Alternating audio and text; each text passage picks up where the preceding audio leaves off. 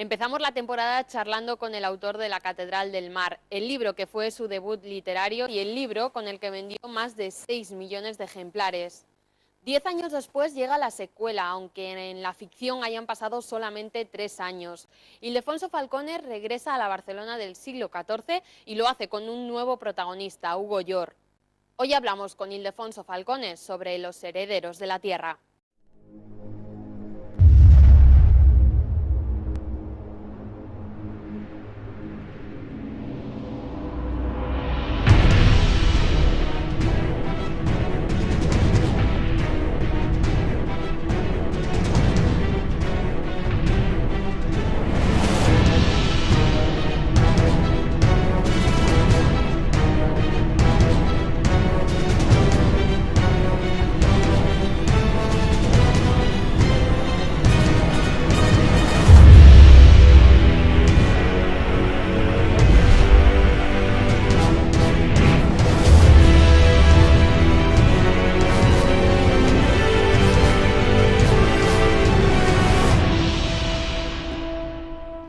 Bueno, estamos con Ildefonso Falcones. Muy buenos días, Ildefonso. Muchísimas gracias por recibirnos.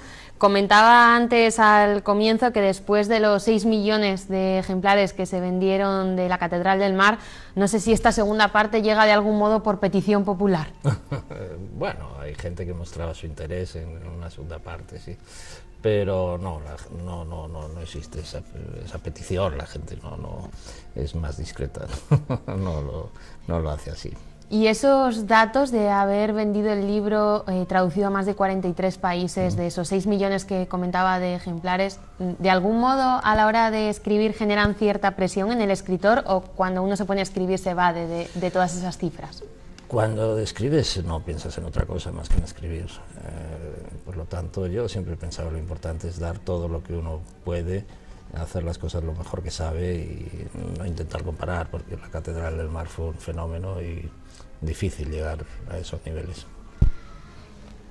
¿Cómo ha sido ese reencuentro con algunos de los personajes de La Catedral del Mar?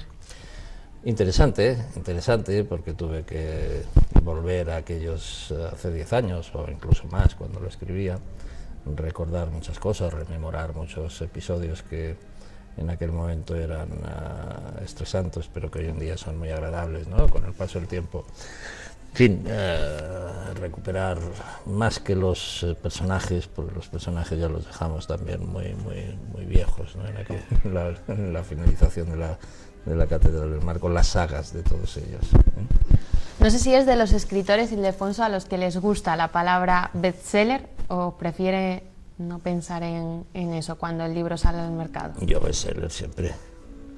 Yo no creo que nadie escriba un worst seller, ¿no? O sea, uno escribe, sí que puede haber gente que diga yo tengo nichos determinados de lectores míos, lectores a los que les gusta esto, lectores que específicamente les gusta lo otro. Pero dentro de esos nichos, yo creo que todo escritor pretende vender el máximo posible, ¿no? Eso significa que tu obra es buena y es apreciada. La primera escena de La Catedral del Mar era impactante, también Los herederos de la tierra empieza con bastante sangre, con una escena impactante. Ildefonso es de los escritores que piensa que al lector hay que engancharle desde el comienzo de la historia. Sí, soy de los que pienso que a mí me gusta que me enganchen desde el comienzo de la historia como lector. Y por lo tanto intento ofrecerlo eso mismo que a mí me gusta. Creo que es una persona normal, que es una persona del común, ¿no? Y por lo tanto entiendo que hay una gran mayoría de gente que le gusta eso, le gusta que le enganche y permanecer en tensión hasta el final de la novela. ¿Escribe cronológicamente o es de los que va rememorando la historia y luego la hila? No, eso me parece imposible. A mí personalmente me parece imposible. Nos trasladamos al barrio El Raval con este Herederos de la Tierra. Oímos muchas noticias hoy en los medios de comunicación sobre cómo está la situación del barrio El Raval en este momento en Barcelona. ¿Cómo era el barrio El Raval que describe en su novela? Pues era un barrio muy humilde, es un barrio que creció como arrabal, como bien dice su nombre, y que el rey Pedro III pues decidió amurallar con la tercera muralla de Barcelona. Pero se preveía una explosión demográfica en Barcelona que no tuvo lugar por la peste negra. Por lo tanto, fue un barrio que continuó siendo pobre, ¿eh? Estaba muy poco urbanizado, estaba solo urbanizado en las calles que llevaban a las respectivas puertas, allí donde estaban, por ejemplo, las Atarzanas o donde estaba el Hospital de la Santa Cruz, y todo lo demás seguían siendo huertos y viñas. Lo poblaba, pues, digamos, los libertos, que no se les permitía vivir en el interior de Barcelona, lo poblaba la gente más humilde de Barcelona. ¿Cómo definiría a su nuevo personaje, a Hugo Llor? Antes ha dicho que dejó a los personajes de la Catedral del Mar ya muy mayorcitos. En la historia han pasado 3 años exactamente, aunque han pasado 10 desde que se publicó La Catedral del Mar. ¿Cómo es ese nuevo personaje que ha creado para esta novela? Ese nuevo personaje es un niño huérfano que empieza cargando la bola de un esclavo para que pueda trabajar, ¿no? La bola que lleva atada al pie, y que se convertirá en un luchador, ¿no? Un luchador por salir adelante, por sacar adelante a su familia, por ocupar un puesto ya no en la alta sociedad ni en la nobleza, pero sí dentro de lo que es el mundo del vino, que es a lo que se va a dedicar, que tendrá sus altibajos, sus golpes de fortuna, sus desgracias, en fin, toda una serie de pasiones que le irán ocurriendo a lo largo de la novela. ¿Cómo se ven reflejados los amantes del vino?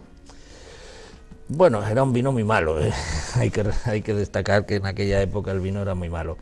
Pero, bueno, había vino, el vino era un elemento de primera necesidad en la España de la época. El agua podía estar infectada, a los pacientes, a los enfermos se les daba vino, ¿no? A los soldados, a los marineros, a todo el mundo. Por lo tanto, yo creo que a quien le guste el vino pues podrá acceder a esas técnicas antiguas, remotas, con las que se elaboraba. Otro de los ejes de la trama es la presencia de los judíos en esa Barcelona. ¿Cómo fue su presencia en España en esa época? Pues es la época más dura de los judíos. De los judíos sabemos que en 1492 los expulsaron, pero, por ejemplo, en Barcelona en 1391 se asoló la judería. Se asoló la judería, se destruyó por completo, se asesinó a 500 judíos, principalmente mujeres, que no estuvieron dispuestas a convertirse a la religión cristiana o al catolicismo, y los demás se les obligó a convertirse. A lo largo, desde esa fecha, desde el tercer cuarto del siglo XIV, los judíos vivieron un verdadero calvario hasta que realmente los expulsaron.